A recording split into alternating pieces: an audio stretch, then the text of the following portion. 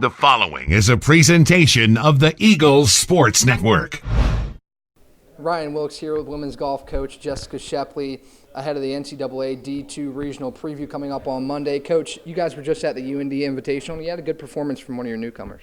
Yeah, Macy played really well, especially on Tuesday. It was her first time competing 36 holes in a day, which on Monday, so that was a lot. And, the girls just don't play 36 in the summer very often, so I think we're just going to chalk up that performance to getting the rust off and getting those wheels moving again.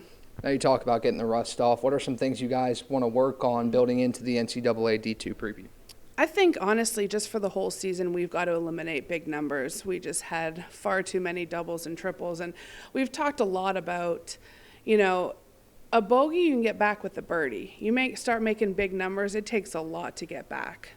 If you look at even the individual that won last week, she didn't make anything higher than a bogey. So I think the rest of the year we're going to work a lot on getting off the tee, getting out of trouble. And we had a long conversation on Monday night about that, and I definitely saw girls making different decisions on Tuesday. If they got out of place off the tee, they made better decisions. So I think just building on that and really figuring out the best way to play some of these golf courses. But this week coming up, obviously, the tee ball is going to be very important. There's some tight tee shots, and it'll be important that they put that ball in play, and we're not having to chip out too often.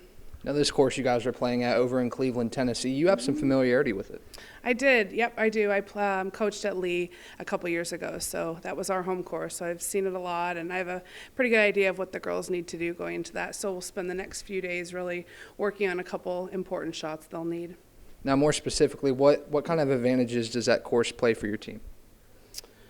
I don't think it's as long. I think that a little bit more precision will come into play. So I think although we do have some big hitters, I also think that it'll allow some of our girls that are, a little bit more straight, maybe not as long, to still be able to compete.